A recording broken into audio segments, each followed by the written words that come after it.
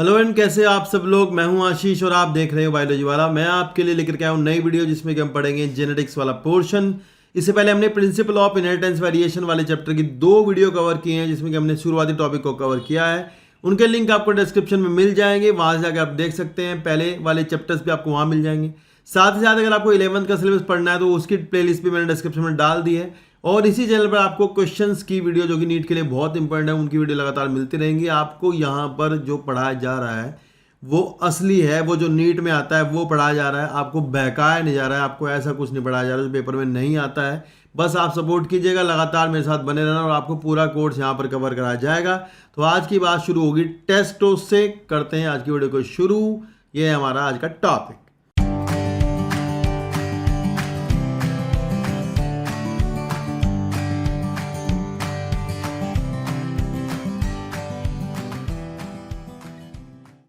देखिए यहां लिखा है from the preceding paragraphs it is clear that though the genetic phenotypic ratio can be calculated using mathematical probabilities by simply looking at the phenotype of a dominant trait, it is not possible to know that the genotypic composition। अब ये कह रहे हैं मान लो आपके सामने 2 plant खड़े हैं, ऐसा एक ये लंबा प्लांट खड़ा है टॉल, एक और खड़ा है टॉल। तो भाई इन दोनों में से ये 2 प्लांट है, मान लो दोनों टॉल हैं। इन दोनों में से ये कैसे पता लगेगा कि ये ऐसा होमोजाइगस टॉल है या फिर ये ऐसे वाला टॉल है, हेट्रोजाइगस वाला टॉल? तो ये तो पता नहीं चलेगा। तो इसके लिए होता है टेस्ट क्रॉस, ठीक है ना। जब हमें किसी अननोन प्लांट का जीनोटाइप जानना होता है और जानना होता है कि वो प्योर है या फिर वो हाइब्रिड है, तो हमें क्या करना होता है? टेस्ट क्रॉस करना होता है, ठीक है ना। तो एक बार और पढ़ते हैं फिर आगे बात करते हैं। यहाँ लिखा है it is not possible to know the genotype composition, that is for example whether a tall plant from F1 और F2 हैज़ कैपिटल T और small t capital T small t composition cannot be predicted. Therefore, to determine the genotype of tall plant at F2, Mendel crossed the tall plant from F2 with a dwarf plant. This is called test cross. तो भैया जब हम किसी plant का, मान लो हमारे पास F1 generation में ये था, F1 में हमारे पास था कैपिटल T स्मॉल t, और हमें पता करना है इसका जीनोटाइप क्या है। मान लो ये टॉल है, हमें पता नहीं है, ठीक है ना, और ये पता नहीं कि हाइब्रिड है। तो हमें इसका क्रॉस जो है इसके रेसेसिव पेरेंट से कराना होता है, ठीक है ना। किससे कराना होता है? रेसेसिव पेरेंट से। किसी भी प्लांट को लो या भी इसका भी जीनोटाइप पता करना है, उसको उसके रेसेसिव प्लांट से क्रॉस करा दो। रेसेसिव प्लांट से क्रॉस कराने पर आपको क्या मिलेगा? जब आप इसका क्रॉस कराओगे तो आपके पास ऐसे कुछ मिलेगा, कैपिटल T स्मॉल t इसके गैमेट होंगे, स्मॉल t यहाँ पर गैमेट आएंगे, और आपका capital T small t capital T small t capital T और स्मॉल t। तो आपके पास जो है वो 2 प्लांट मान लो हमें दिखता है, यहाँ पर 2:2 का रेशो है, यानी 1:1 का रेशो है, मतलब 1:1, और इसमें कि एक प्लांट है टॉल और एक है आपका ड्वार्फ। तो अगर हमें, जब हमने F1 प्लांट का क्रॉस उसके रिसेसिव पेरेंट से कराया, मान लो ये F1 में मिला था हमें और हमें नहीं पता था इसका जीनोटाइप क्या है, और इसका क्रॉस हमने इसके रिसेसिव पेरेंट से कराया, तो उसे कराने से अगर हमें 1:1 का रेशो मिलता है तो हम ये कहेंगे कि जो गिवन प्लांट था वो आपका हाइब्रिड था, यानी कि वो हेट्रोजाइगस प्लांट था। क्लियर है ये बात? समझ रहे ना। तो जब आप किसी का क्रॉस या F1 में मिले प्लांट का क्रॉस के रेसेसिव पेरेंट से कराते हो तो ये टेस्ट क्रॉस कहलाता है। इसका रेशियो अगर 1:1 आता है तो हम कहेंगे कि जो गिवन प्लांट था वो हाइब्रिड था, ठीक है ना। अगर ऐसा नहीं होता है तो गिवन प्लांट, अगर मान लो वो आपका प्लांट ऐसे वाला हुआ, कैपिटल T इसका क्रॉस कराओगे रेसेसिव पेरेंट से तो सारे टॉल आएंगे। तो इसका मतलब ये है कि जो आप प्लांट था आपके पास वो कैसा था? होमोजाइगस टॉल था, ठीक है ना। बात क्लियर है? चलो, तो यहाँ लिखा है कि Mendel therefore to determine the genotype of tall plant of F2, Mendel cross the tall plant from F2 with dwarf plant. This is called a test cross. In a typical test cross, an organism P plant here showing a dominant phenotype and whose genotype is to be determined is crossed with a recessive parent instead of self crossing। मतलब selfing कराने के बजाय उसकी क्या कराओगे आप? Test cross कराओगे उसके रिसेसिव पेरेंट के साथ। and the progeny of such a cross can easily be analyzed to predict the genotype of the test organism. Figure 5.5 shows the result of typical test cross where violet color flower is dominant over the white color. तो अगले page पर कुछ दिया है, उसको देखते हैं. यहाँ पर एक डायग्राम दिया है, इस डायग्राम को आप ध्यान से देखो. बीच में ना एक फ्लावर बना हुआ है, ये रहा है, और इस फ्लावर के ऊपर बना हुआ है क्वेश्चन मार्क. और ये क्वेश्चन मार्क बताता है, मतलब ये क्वेश्चन मार्क बता रहा है कि भाई ये कैसा है, ये ऐसा है या फिर ये ऐसा है, मतलब ये हेट्रोजाइगस है या होमोजाइगस डोमिनेंट है. तो इसके लिए आप इसका क्या करोगे, इसके लिए आप इसको रिसेसिव पेरेंट से क्रॉस कराओगे. अगर आपका रेशियो 1:1 है तो आपका हेट्रोजाइगस है, अगर ऐसा नहीं है तो आपका होमोजाइगस है. देखो इधर देखो आप, रिसेसिव पेरेंट था वाइट, होमोजाइगस रिसेसिव, इससे इसका क्रॉस कराया, क्रॉस कराने के बाद आपको सारे कैसे मिले, पर्पल पर्पल पर्पल पर्पल. तो आपका ये क्या हुआ, अगर ऐसा आता है तो आपका ये होमोजाइगस वायलेट होगा, मतलब होमोजाइगस पर्पल होगा, होमोजाइगस डोमिनेंट भी आप इसे कह सकते हैं, ये है ना. और अगर मान लो आपका इधर देखोगे तो आपको यहाँ पर 1:1 का रेशो मिलेगा, तो इसका मतलब ये कैसा होगा, हेट्रोजाइगस डोमिनेंट होगा. ठीक है ना. तो इसे कहते हैं टेस्ट क्रॉस. ये हम कब करते हैं, जब हम किसी का जीनोटाइप जानना चाहते हैं. आगे लिखा है, based on his observation on monohybrid cross Mendel propose 2 general rule of consolidate his understanding of inheritance in monohybrid crosses. Today these rules are called the principle or law of inheritance. मतलब इन सब के बाद Mendel ने कुछ law दिए जिन्हें हम कहते हैं लॉ ऑफ इनहेरिटेंस. एक लॉ तो है मेंडल का लॉ ऑफ डोमिनेंस, ये है लॉ ऑफ सेग्रीगेशन. दोनों को आप समझेंगे, ठीक है, छोटी छोटी बातें हैं, ज़्यादा बातें नहीं है. एक तो लॉ ऑफ डोमिनेंस है, एक लॉ ऑफ सेग्रीगेशन है. देखो लॉ ऑफ डोमिनेंस में आप सीधा सीधा समझ लो, ये कहते हैं कि जब हम किसी कंट्रास्टिंग पेयर ऑफ कैरेक्टर को लेकर के उनका आपस में क्रॉस कराते हैं तो जो हमें F1 जनरेशन में देखने को मिलता है, पहली पीढ़ी में जो आपको देखने को मिलेगा वो आपका डोमिनेंट होगा, जो नहीं दिखाई देता वो रिसेसिव होता है. दैट मीन्स उनमें से एक डोमिनेंट कैरेक्टर है और एक आपका रिसेसिव कैरेक्टर है. ठीक है. यहाँ लिखा क्या है, इससे कह रहे हैं कि भाई character are control by discrete unit called factor. एक तो ये है कि कैरेक्टर जो कंट्रोल होते हैं उनको कंट्रोल करने के लिए कुछ फैक्टर्स होते हैं जो कैरेक्टर्स को कंट्रोल करते हैं.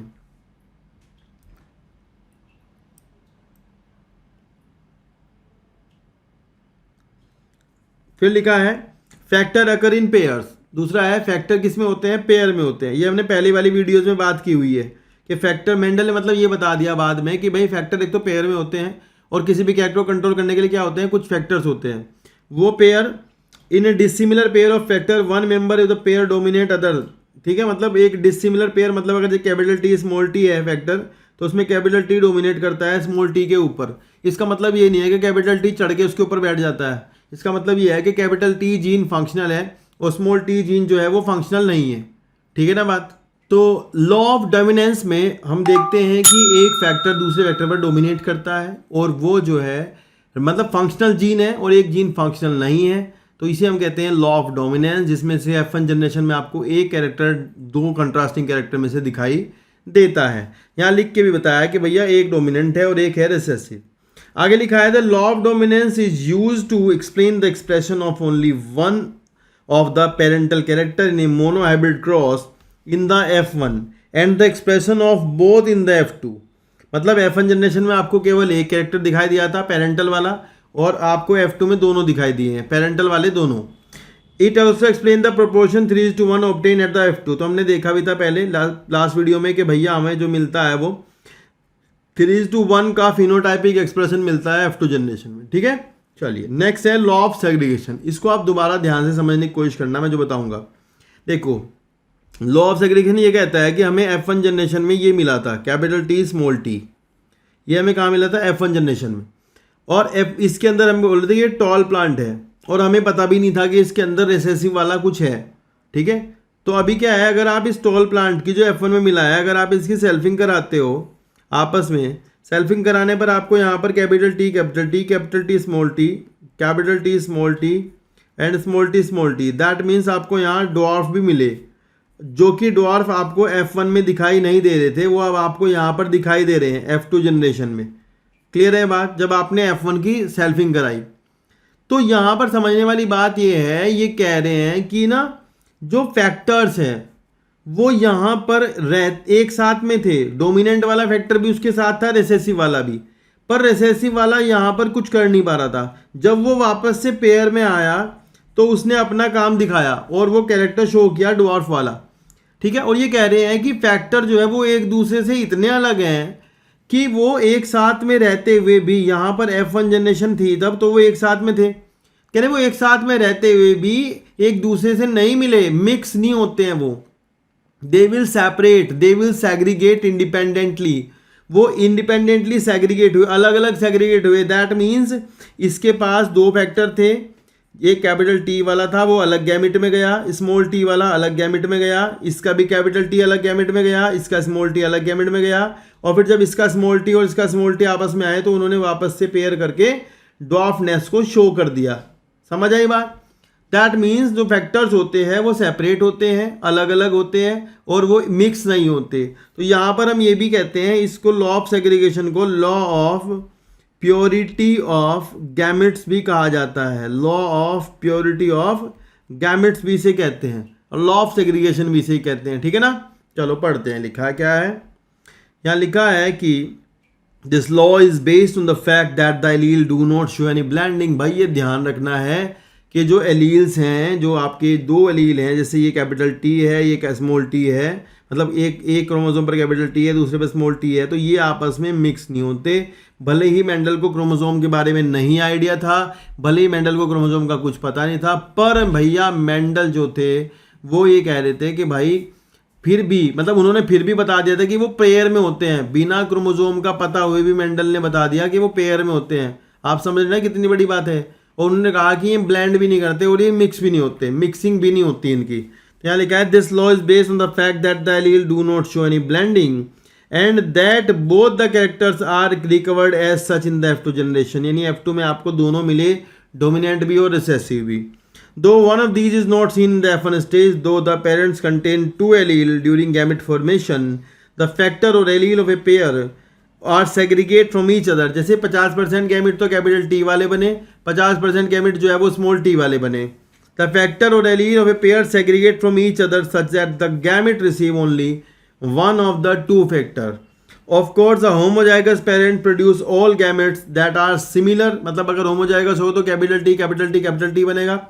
और अगर मान लो कहेंगे while the heterozygous one produce two kind of gametes each having one allele with equal proportion। ठीक है ना। हेट्रोजाइगस में क्या बनेगा, एक गैमेट कैपिटल टी जाएगा, दूसरा जाएगा स्मॉल टी, और वो वापस से तभी वो पेयर होकर के दोबारा जो आने वाली जनरेशन है उसमें क्या बनाते हैं, स्मॉल टी स्मॉल टी। तो ये ध्यान रखना, इसी को अपन law of purity of gametes, इसी को हम लॉ ऑफ सेग्रीगेशन के नाम से भी जानते हैं।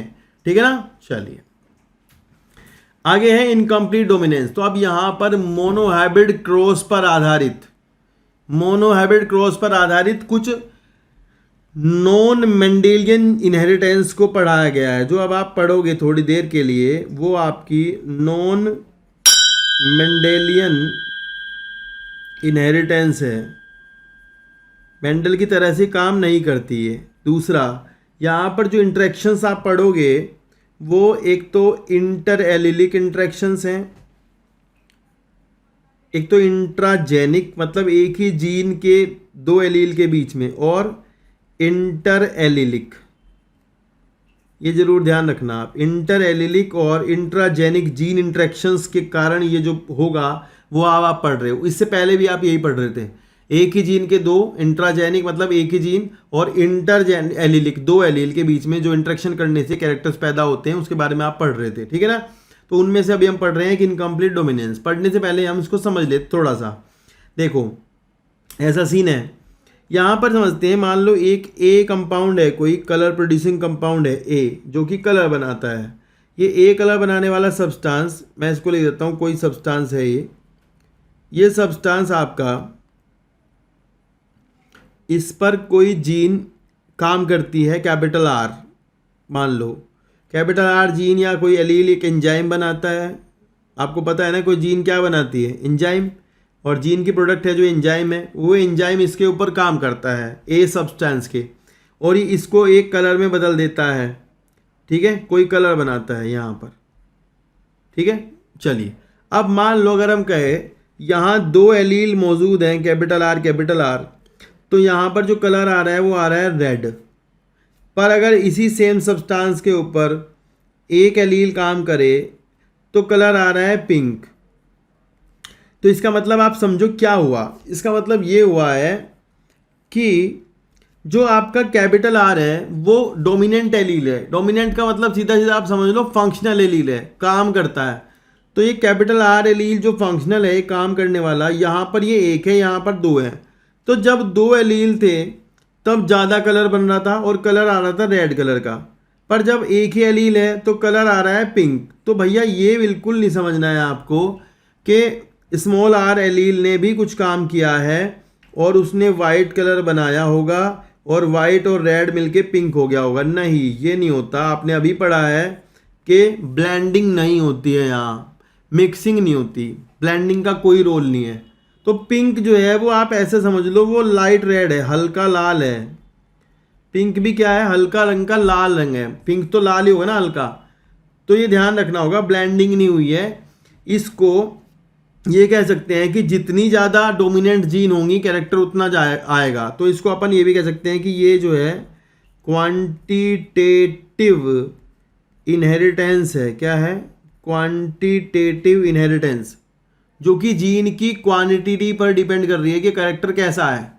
साथ ही साथ इसको बोलते हैं इनकम्प्लीट डोमिनेंस। क्या बोलते हैं? Incomplete dominance. तो आप ये जरूर ध्यान रखेंगे कि इनकम्प्लीट डोमिनेंस में ब्लेंडिंग नहीं होती, मिक्सिंग नहीं होती। बस ये है कि ये जीनों के जुड़ने के प्रभाव है। मतलब जीन जितनी ज़्यादा होंगी उतना ज़्यादा कैरेक्टर आएगा, जितनी कम होंगी उतना कैरेक्टर कम आएगा। समझ आई ना बात? तो इसके लिए यहाँ पर पढ़ते हैं थ्योरी में क्या लिखा है। यहाँ लिखा है when experiment on P were repeated using other traits in other plant, it was found that sometimes the F1 had a phenotype that did not resemble either of the two parent। या तो वो मतलब वो जो है उनके बीच का आया, ना लाल हुआ ना सफ़ेद हुआ। मतलब अगर आप लाल सफ़ेद का क्रॉस कराओगे, जैसे यहाँ पर दिखा रखा है रेड का क्रॉस वाइट से हुआ और F1 में आ गया पिंक। तो पिंक जो है वो एक इंटरमीडिएट कैरेक्टर आया जो कि किसी भी पेरेंट से मैच नहीं करता है। यहाँ लिखा है the inheritance of flower colour in the dog flower. ये यहाँ से सवाल आपके पेपर में आएगा, मार्क कर लो।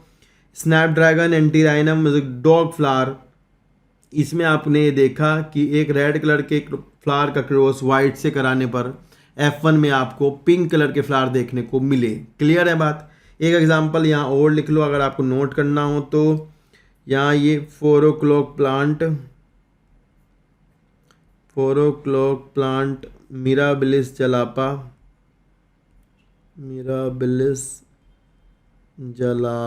उसमें भी आपको देखने को मिलता है। और एक और जगह मिलेगा ये आपको, फेदर कलर ऑफ एंडेलुसियन फाउल। ठीक है, ये समझ आई ना बात? तो इसका भी, इसमें भी आपको फेदर के कलर में भी आपको इनकम्प्लीट डोमिनेंस मिलेगा। 4 o'clock प्लांट मिराबिलिस जलापा में भी आपको इनकम्प्लीट डोमिनेंस देखने को मिलता है। चलिए, लिखा है to understand incomplete dominance in a cross between the true breeding, मतलब capital R and true breeding white के स्मॉल आर में क्रॉस कराने पर F1 में आपको पिंक कलर के फ्लावर देखने को मिले। When the F1 was self pollinated the F2 resulted in the following ratio RR, और मतलब 1:2:1, यानी कि 2 पिंक और 1 रेड और 1 वाइट। ध्यान रखना होगा यहाँ पर, यहाँ फिनोटाइप भी और जीनोटाइपिक रेशो भी दोनों एक समान आएंगे, अलग अलग नहीं आएंगे। वहाँ तो आपने पढ़ा था फिनोटाइपिक 3:1 था, है ना, और मेंडल वाले में। और यहाँ पढ़ा था, वहाँ पढ़ा था 3:1 और जीनोटाइपिक था वहाँ 1:1। यहाँ दोनों फिनोटाइपिक भी और जीनोटाइपिक दोनों एक जैसे हैं, 1:1। क्लियर है? ये वाली बात भी आप ध्यान रखना। फिर यहाँ लिखा है कि here the genotype ratio were exactly as we would expect in the any Mendelian monohybrid cross, but the phenotype ratio had changed from 3:1 dominant recessive ratio. What happened was R was not completely dominant over the small r, and this made it possible to distinguish capital R small r as pink from capital R and small r। तो ये आपको समझ में आ गया होगा incomplete dominance किससे कहते हैं। क्लियर है? अब है आपका कॉन्सेप्ट ऑफ डोमिनेंस। तो कॉन्सेप्ट ऑफ डोमिनेंस से पहले मैं आपको समझाता हूँ कुछ बात, उसके बाद हम इसको पढ़ेंगे। देखो जी, ध्यान से समझने वाली बात है भाई, है ना। मान लो ये आपका एक DNA है और ये कोई जीन है DNA के अंदर, ठीक है। इस जीन का ट्रांसक्रिप्शन होता है इस जीन के ट्रांसक्रिप्शन से बनता है mRNA। mRNA से फर्दर बनती है प्रोटीन, ठीक है। और ये प्रोटीन है कोई एंजाइम, और ये एंजाइम किसी रिएक्शन में भाग लेता है, प्रोडक्ट बनती है सी, ठीक है। तो सी प्रोडक्ट कब होगी? जब ये जीन कोई काम कर रही होगी, जब ये जीन फंक्शनल होगी। फंक्शनल जीन होने का मतलब क्या है? फंक्शनल जीन होने का मतलब ये है कि इसका ट्रांसक्रिप्शन होता हो, इससे mRNA बनता हो और ये प्रोटीन बनाता हो, फर्दर पॉलीपेप्टाइड बनाता हो ट्रांसलेशन होने के बाद, है ना। ये फंक्शनल जीन का मतलब हुआ। अब अगर मान लो ऐसा हो जाए कि इस जीन के अंदर या इस mRNA के अंदर कहीं पर एक कोड हो, एक कोडोन हो, UGC, क्या कोडोन है? UGC। ये UGC codon cysteine amino acid को बनाता है, ठीक है। और इस कोडोन के अंदर हुआ म्यूटेशन। म्यूटेशन होने का मतलब है सब्स्टिट्यूशन म्यूटेशन हुआ इसके अंदर मान लो, और सब्स्टिट्यूशन म्यूटेशन होने से UGC चेंज होकर के UGU हो गए हैं, UGU। अब UGU जब किसी एमिनो एसिड को कोड कर रहा है तो वो बना रहा है सिस्टीन एमिनो एसिड। तो इससे क्या हुआ? इससे देखो क्या हुआ है, ये सेम सेंस म्यूटेशन हुआ, सेम सेंस म्यूटेशन हुआ, चेंज भी हुआ, सी के जगह पे यू भी आ गया। और ये जो एलील है, मतलब जीन का अल्टरनेटिव, देखो जब आपकी कोई जीन है और जीन का अल्टरनेटिव फॉर्म क्या कहलाता है? एलील। तो ये मान लो आपकी जीन थी और ये इसका एलील बन गया, वो भी मॉडिफाइड एलील। कैसा? मॉडिफाइड, मॉडिफिकेशन हुआ। पर मॉडिफाइड होने के बाद भी एमिनो एसिड वही रहा जो पहले बन रहा था। पहले भी सिस्टीन बन रहा था, अब भी क्या बन रहा है? सिस्टीन बन रहा है। तो प्रोटीन की जो स्ट्रक्चर है उसमें कोई चेंज नहीं आएगा। क्लियर है? सिस्टीन से सिस्टीन हुआ, कोई फर्क नहीं पड़ा, नहीं आएगा ना चेंज। पर अगर मान लो इसमें एक और म्यूटेशन होता है और उस म्यूटेशन के बाद ये कोडोन बदल करके UGG हो जाता है, यानी जो म्यूटेशन है वो मिससेंस हुआ। दैट मीन्स अब UGG है ये कोड करता है ट्रिप्टोफान को, और जब UGG ट्रिप्टोफान बनाएगा तो जो प्रोटीन होगी वो फंक्शन नहीं करेगी, या प्रोटीन बनेगी तो उस प्रोटीन से जो एंजाइम बनेगा वो नॉन फंक्शनल एंजाइम होगा, क्योंकि उसके अंदर आपका वो प्रोटीन की कंपोजिशन नहीं है, चेंज हो गई है। तो ये भी एक मॉडिफाइड एलील है। तो ऐसा भी हो सकता है कि मॉडिफाइड एलील जो है वो एंजाइम तो बने पर वो एंजाइम काम ना करे, क्योंकि उसमें अमीनो एसिड बदल गया है और ट्रिप्टोफान हो गया है पहले की बजाय, पहले सिस्टीन था। अगर ऐसा हो जाए कि भाई ये जो आपका कोडोन है ये बदल जाए उसी तरह से म्यूटेशन होकर के ही, और ये बना ले UGA, और UGA आपको बता दूं मैं, अभी अगले चैप्टर में आएगा, ये एक स्टॉप कोडोन है। स्टॉप कोडोन का काम क्या होता है? जहां स्टॉप कोडोन किसी भी mRNA में आ जाता है उसके बाद प्रोटीन बनती नहीं है। तो इसका मतलब ये है कि यहाँ एक प्रोटीन बनना रुक जाएगा। मान लो बीच में ही बन गया, अगर मान लो बीच में किसी पोजीशन पे ही बन गया तो उसके बाद प्रोटीन नहीं बनेगी, प्रोटीन नहीं बनेगी। और अगर प्रोटीन नहीं बनेगी तो जीन काम नहीं करेगा। इसका मतलब तो ये है कि जीन अब काम नहीं कर रहा है, तो इसका मतलब नॉन फंक्शनल जीन। तो जो नॉन फंक्शनल जीन है, क्या ये मॉडिफाइड नहीं है? ये भी मॉडिफाइड है। तो जीन जो मॉडिफाइड होकर के नए एलील बनाती है, वो एलील या तो काम करे तो पहले जैसा करे, ऐसा भी हो सकता है पहले जैसा ही काम करते रहे। जैसे आपने यहाँ देखा है कि सिस्टीन काम कर रहा था, जो का तो चलता रहा काम, कोई दिक्कत नहीं हुई, सेम टू सेम। या फिर वो प्रोटीन बनाए भी और प्रोटीन काम ना करे क्योंकि उसमें एमिनो एसिड बदल गया है। या फिर ऐसा हो जाए कि जो प्रोटीन बननी ही बंद हो जाए क्योंकि जो कोडोन था वो बदल के स्टॉप कोडोन में कन्वर्ट हो गया, प्रोटीन नहीं बनेगी तो नॉन फंक्शनल हो गया।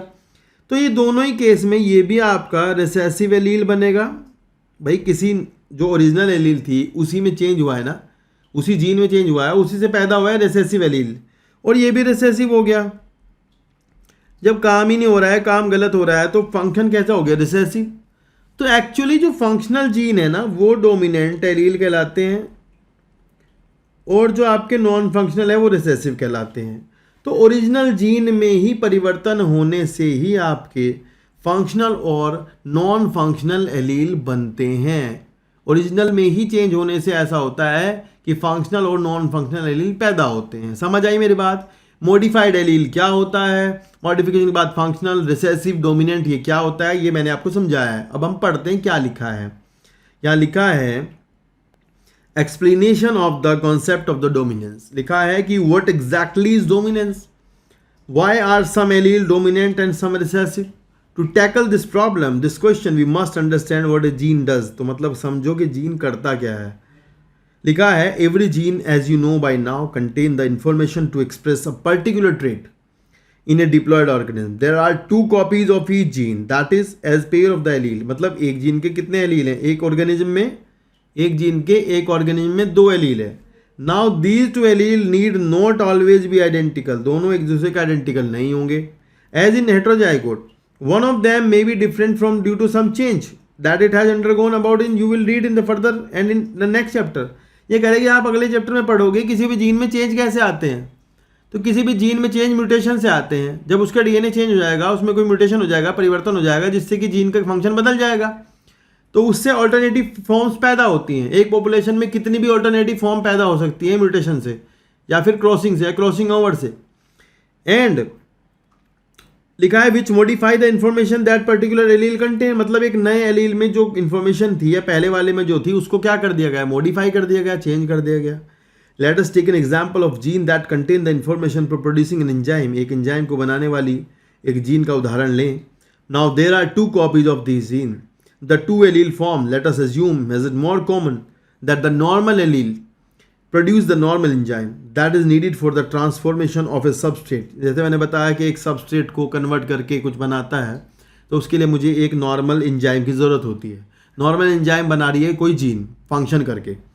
Theoretically the modified allele could भी, अगर उसमें मॉडिफिकेशन हो सकता है तो ऐसा होगा, या तो मॉडिफाइड एलील नॉर्मली रहेगा, पहले जैसा ही काम करता रहेगा, दैट्स फाइन, या एफिशिएंट एंजाइम बनाएगा, लेस एफिशिएंट एंजाइम बनाए, या तो मतलब ऐसा हो सकता है एंजाइम बनाए और वो एंजाइम काम कम करे, या फिर एक नॉन फंक्शनल एंजाइम बने, या फिर एक ना एंजाइम बने।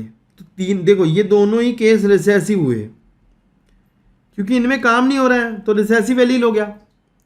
अगर ये लेस एफिशिएंट हो गया तो मान लो ये इनकम्प्लीट डोमिनेंस भी हो सकता है, नॉर्मल है तो ये डोमिनेंट ही है। तो कोई मॉडिफाइड एलील जो है वो कुछ भी हो सकता है, मॉडिफिकेशन के बाद काम कर रहा है, नहीं कर रहा है, फंक्शन करता है, प्रोटीन बनाता है, खराब बनाता है, नहीं बनाता है, इसके चक्कर है। मतलब इस चक्कर में अलग अलग डिपेंड करता है क्या कंडीशन बनेगी। तो एक्चुअली डोमिनेंट जो है वो फंक्शनल होता है। तो आगे बढ़ते हैं क्या लिखा है। लिखा है इन द फर्स्ट केस, पहले केस में the modified allele is equivalent to the unmodified allele. सबसे पहले मैंने बताया आपको मॉडिफाइड एलील जो है वो बताया मैंने, सिस्टीन बनाया था उसने और सिस्टीन ही बनाता रहा। It will produce the same phenotype trait, character जो का तो रहेगा, that is result in the transformation of substrate S. Such equivalent allele pair are very common. तो ऐसा तो बहुत जगह देखा जाता है कि म्यूटेशन के बाद भी जीन में कोई परिवर्तन नहीं हुआ और काम जो का तो होता रहा। But if the allele produce a non functional enzyme और नो एंजाइम द फिनोटाइप में बी इफेक्टेड। तो फिनोटाइप क्या होगा, अफेक्ट हो जाएगा। The phenotype trait will only be dependent on the functioning of the unmodified allele. जो phenotype है वो अब किस पर डिपेंड करेगा। मान लो ये कह रहे कि ऐसा हो गया कैपिटल टी स्मॉल टी, तो काम कौन कर रहा है, काम कर रहा है अब कैपिटल टी, स्मॉल टी तो कुछ करता नहीं है क्योंकि वो तो नॉन फंक्शनल है।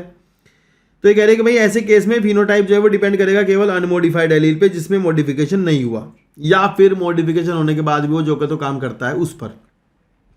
The unmodified allele which represent the original copy is dominant allele. तो जो अनमोडिफाइड है वो आपका ओरिजिनल है, वो डोमिनेंट कहलाता है। And the modified allele is generally the recessive allele, and hence in the example above, the recessive trait is seen due to the non-functional enzyme or because no enzyme। तो देखो जो 2 case हैं जिसमें enzyme नहीं बनता या फिर non functional enzyme बनता है, ऐसे केस में कैरेक्टर रिसेसिव हो जाएगा, मतलब ऐसे में रिसेसिव एलील कहलाएगा। तो आपको समझ आया होगा डोमिनेंट एलील क्या होते हैं, रिसेसिव एलील क्या होते हैं। डोमिनेंट ऐसा नहीं होता भी चढ़ के उसके ऊपर धरा गया, डोमिनेंट होता है काम करना, जीन का फंक्शन। और फंक्शन मैंने बताया जीन प्रोटीन बनाती है, प्रोटीन फर्दर हार्मोन बनाती है, एंजाइम बनाती है, चक्कर अलग है, पर काम तो होगा ना एक्चुअली। तो ये डोमिनेंट और रिसेसिव का डिफरेंस है एक्चुअली, ठीक है। तो यहाँ तक हमने इस वीडियो में कवर किया है, इससे आगे हम फिर अगली वीडियो में कवर करेंगे। 30 मिनट की वीडियो हम रखते हैं, आपको पता है। नेक्स्ट वीडियो देखने के लिए आप डिस्क्रिप्शन में लिंक मिलेगा नेक्स्ट वीडियो का भी आपको। अगर आपने पहले की सारी वीडियो नहीं देखी तो आप प्ले लिस्ट में जाकर के देख सकते हैं, लाइन टू लाइन, या फिर डिस्क्रिप्शन में हर चैप्टर वाइज लिंक मिलेगा, वहाँ देख सकते हैं। साथ ही साथ चैनल पर आपको मैं क्वेश्चंस करा रहा हूँ, वो जरूर करें, नीट के लिए बहुत इंपॉर्टेंट होंगे, बहुत ज़्यादा इंपॉर्टेंट होंगे। सारे क्वेश्चंस आपको देखने चाहिए जरूर।